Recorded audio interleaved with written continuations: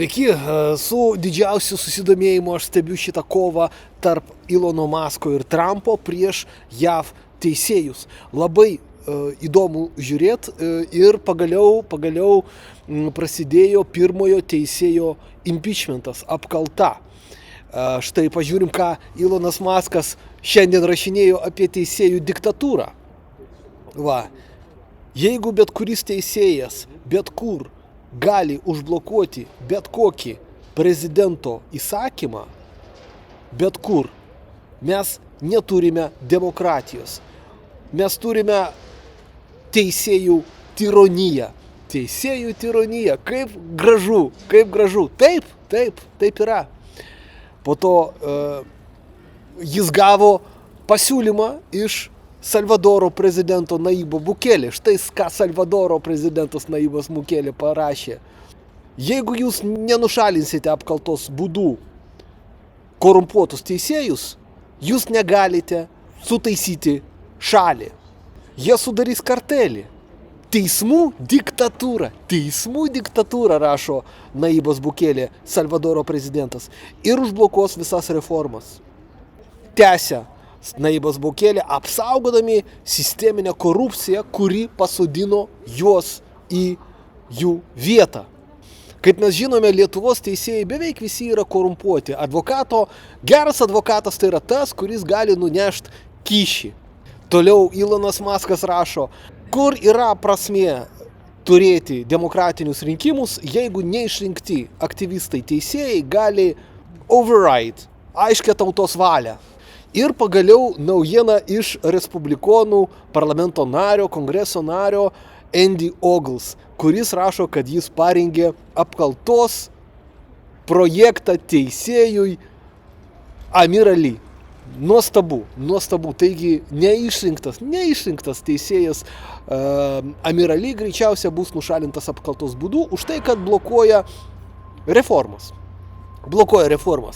Ir suprantat, man labai džiugu į tai žiūrėti, dėl to, kad su kuo susiduria Trumpas. Jis yra demokratiškai išrinktas, tauta už jį ir visokiausiai teisėjai blokuoja jo sprendimus. Tas pats buvo su Rolandu Paksu. Rolandas Paksas, demokratiškai išrinktas prezidentas 2003 metais, tik tai pradeda darbą, jam iš karto pradeda apkaltą neišrinkti teisėjai, konstitucinio teismo teisėjai.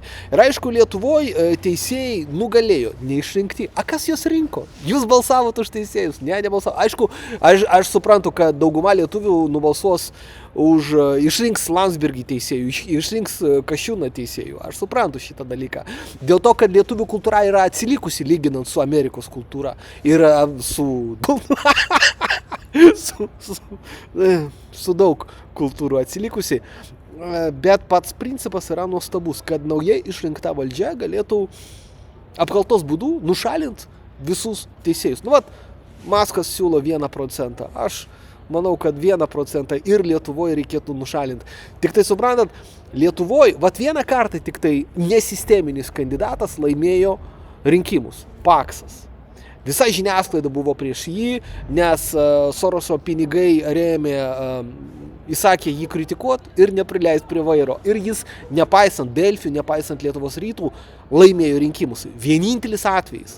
Daugiau ir dar po to Sorošas pakišo Paksui tokį peilį užpakalį, šitą gražulį. Gražulis buvo toksai Pakso peilis į užpakalį Paksui, nes gražulis buvo specialiai pastatytas. Pedofilų klanas pastatė, Petrą Gražulį, kad jis sužlugdytų Paksą, kad jis neleistų Paksui visų pirma laimėti teismuose, tarptautinėse, bet ten aš dirbau, tai todėl laimėjom visur. Ir Europos žmogaus teisių teisme, ir Jungtinių tautų žmogaus teisių komitete. Bet po to Gražulio, kuris gaudavo kyšius iš pedofilų klano, iš Sorošo, tikslas buvo sunaikinti Paksą. Tai buvo toksai peilis į užpakalį Paksui, dėl kurio Paksas mirė. Pažvelkim tiesai į akis.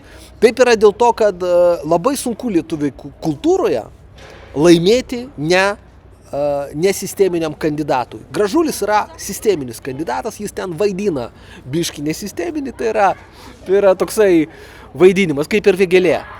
O iš tikrųjų nesisteminiam labai sunku laimėti rinkimus